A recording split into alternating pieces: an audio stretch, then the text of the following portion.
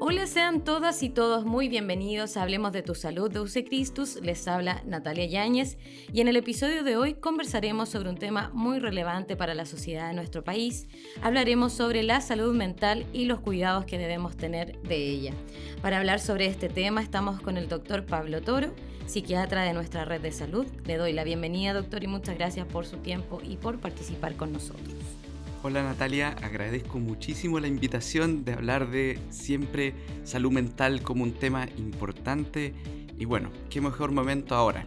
Así es, doctor, y para partir nuestra conversación quisiera tomar en consideración la información del último estudio de la Asociación Chilena de Seguridad y el Centro de Encuestas y Estudios Longitudinales de la Universidad Católica, en el que indica que ha bajado en un 21% los malestares psicológicos de los chilenos en relación a lo que se vivía en julio del 2020 y por cuando partía la pandemia. Me gustaría que me contara cómo podríamos interpretar aquello. La manera más directa de interpretar esto tiene que ver con que la pandemia ha andado bastante mejor. ¿Y por qué ha andado bastante mejor? Porque parece que los chilenos tenemos algo muy bueno, que es que somos ordenados y somos bastante estrictos para algunas cosas, y la campaña de vacunación funcionó tan bien. Y como funcionó tan bien o ha funcionado tan bien la campaña de vacunación, los centros de salud ya no están tan congestionados a pesar de que las infecciones siguen bastante elevadas y eso ha permitido desconfinar a la gente. El desconfinamiento ha sido sin duda una de las medidas que más ha ayudado en la salud mental de las personas. Podemos volver a las actividades de manera muchísimo más natural que lo que estábamos hace un año atrás. Yo pienso que eso es probablemente la variable que mejor explica por qué estamos un poco mejor. Perfecto, doctor. Y sin embargo, este estudio también indica que un 70% de las personas siente temor aún, como por ejemplo a ser víctima de delincuencia. ¿Han cambiado, usted cree, los temores en las personas de nuestro país? Es muy probable que eso sea así. Si nosotros pensamos en tiempos antes de la pandemia y antes del estallido social, comparado con ahora, al menos lo que yo tengo en memoria es que la parte de la delincuencia y sobre todo la delincuencia con violencia ha ganado bastante más presencia. Y así también como ha retrocedido el tema de la pandemia, el confinamiento, el temor a infectarse, a hacer una enfermedad grave, eso explicaría entonces que este otro tema gane preponderancia. Doctor, y por otra parte, ¿se podría decir que hay cierta sensación de las personas de estar como cansados a esta altura del año? ¿Se debe por algún motivo en particular de nuestro país o es así naturalmente lo que ocurre a esta altura del año? Yo pienso que tiene harto que ver con eso. Siempre cuando se avecina agosto o julio, ¿no? Con todos los memes, como que se anticipa que vienen momentos difíciles. Y en Chile en particular, ¿no? Como cuando llega el 18 viene como un descanso de toda esta presión y entonces ya se avecina la Navidad, Año Nuevo y viene el verano, ahí se relaja un poco más. Pero sí, yo pienso que tiene que ver en general con la época. Ahora, comparar un año con otro en este tema es difícil, es complicado porque uno tiende también a memorizar el tiempo pasado como un tiempo mejor. Somos presos de ese sesgo, de ese error en nuestra memoria. Pienso que es difícil decir que este año está más difícil que los otros. Sin embargo, la coyuntura en que estamos hoy día como país es distinta y eso podría tener que ver con que nos sintamos un poco distintos, más cansados. Doctor, y para las personas que están escuchando en este momento este podcast y sienten alguna sensación de angustia, estrés o ansiedad, ¿cuáles serían las recomendaciones para ellos? Primero mirarse, ¿no? Detenerse, mirar el síntoma, ¿qué me está pasando? ¿Hay algo que lo explique? ¿Hay algo que esté distinto? Ayudarse con las redes sociales de uno, y esto me refiero no las aplicaciones del teléfono, sino que las redes, las personas, ¿no? Las personas, para cable a tierra, ¿no? Mira, me está pasando esto, ¿qué opinas? Hablar de uno es la primera intervención que más funciona, que más ayuda para hacer conciencia, para conectarse con el estado con que uno está. Los 3 síntomas que tú mencionaste, la angustia, el estrés, la ansiedad, son síntomas naturales de reacción en cualquier individuo que está pasando por un mal momento. No necesariamente son signos de enfermedad, son síntomas que tienen que ser atendidos. Y en esos casos, la recomendación sería visitar a un especialista si siente alguno de estos. El visitar a un especialista es un umbral que se cruza sí o sí cuando estos síntomas generan alteraciones en la capacidad de funcionar del individuo. Cuando el individuo ya no es capaz, por ejemplo, de concentrarse en el trabajo, no es capaz de tener sueño que sea conciliador, reparador y anda cansado, entonces porque no duerme bien, etc. El umbral de la salud mental está siempre muy puesto en la funcionalidad. Esto quiere decir si el individuo mantiene su capacidad de funcionar o no. Doctor, hablábamos al principio, ¿cierto?, de que ha bajado los malestares psicológicos en comparación a otros años, cuando partió la pandemia, por ejemplo. Sin embargo, hay personas que, por ejemplo, aún prefieren seguir en casa, confinados o con menos contacto social. ¿Cómo enfrentar a esa soledad y qué le podríamos decir a esas personas que deciden mantenerse en el encierro? Pienso que las personas que deciden mantenerse en el encierro son probablemente personas que les gusta esto, y habría que hacer ahí la diferenciación, porque si hay alguien que está feliz manteniéndose más aislado o digamos quizás ha gozado de esta posibilidad de poder quedarse en casa y trabajando en casa, esta situación sería muy distinta a la de la persona que no sale porque está angustiado, porque, por ejemplo, piensa que podría contagiarse o que la situación todavía no está como para salir. En el segundo caso, de aquella persona que está sufriendo porque no puede salir, porque tiene mucha angustia, yo sí le recomendaría que se hiciera cargo de eso.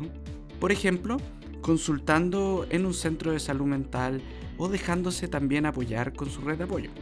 Perfecto. Doctor, ¿cómo mejorar, por ejemplo, la salud mental en la familia? Como cuando vemos a otro que no está bien, de esto que hemos estado hablando, que se siente angustiado.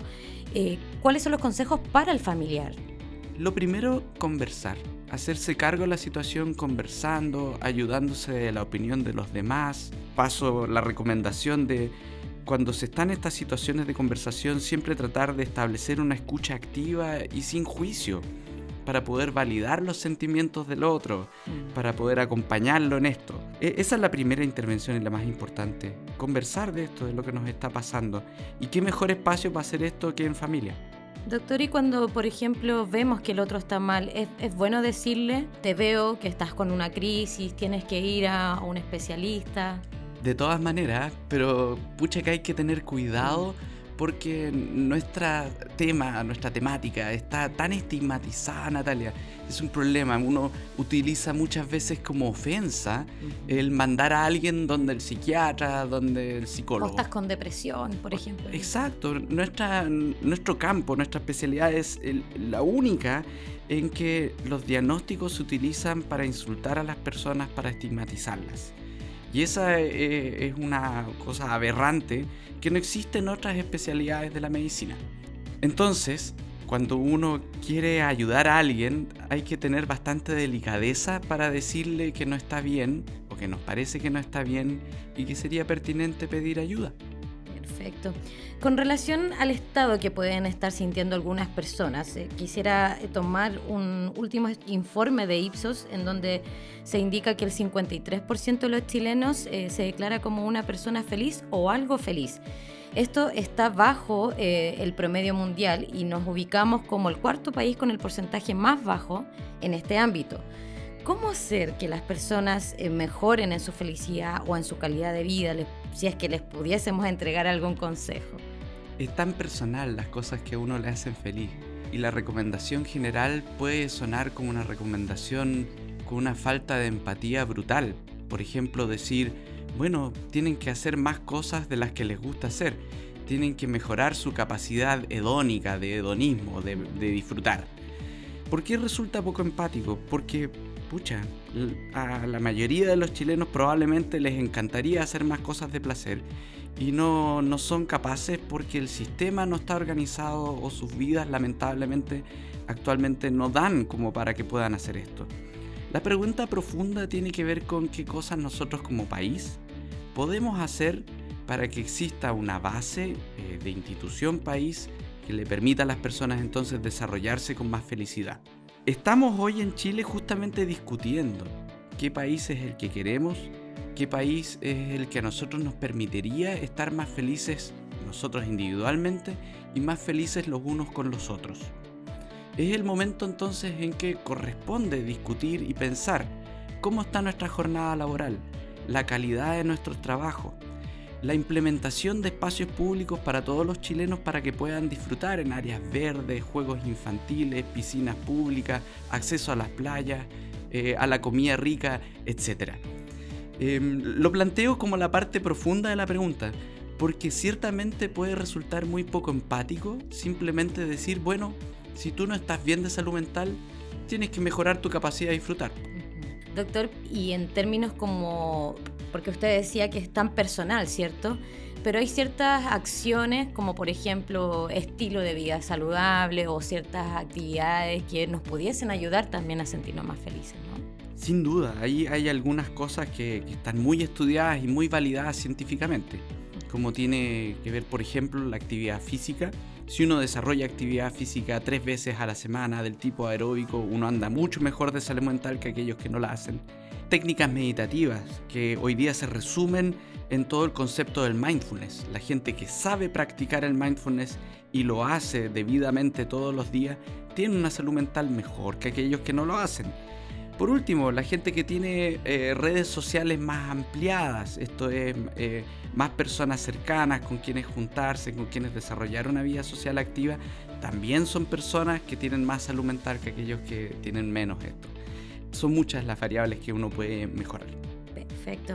Y doctor, para quienes nos están escuchando en este podcast y necesitan apoyo, en UC Christus tenemos un equipo especializado para dar ese apoyo, para que me cuente más acerca de eso. Ciertamente en la red de salud existe un equipo muy importante de salud mental.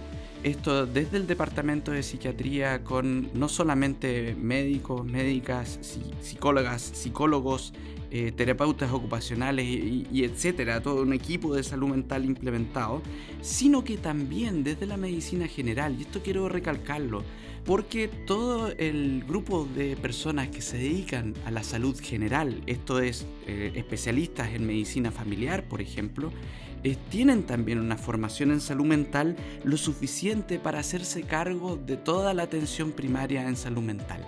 Entonces la recomendación está en: hablen con la persona que está a cargo de su salud general primero. No es necesario ir de buenas y primeras al subespecialista en lo que está pasando. Además que las redes de salud mental hoy día están muy copadas. Entonces recomiendo, hablen con sus cercanos, pidan hora con su red de atención primaria, consulten ahí primeramente y luego vean si es necesario escalar a consultas más profundas. Muy bien, doctor. Muchas gracias por su tiempo y también por enseñarnos sobre este interesante tema. Un gusto, Natalia. Muchas gracias por la invitación. En UC Christus contamos con un completo equipo profesional integrado por psiquiatras, psicólogos, psicólogas, enfermeras y enfermeros y terapeutas ocupacionales, todos ellos capacitados para atender a cada uno de nuestros pacientes. Para más información ingresa a uccristus.cl. Muchas gracias por formar parte de nuestro podcast. Pronto volvemos con un nuevo episodio de Hablemos de tu Salud.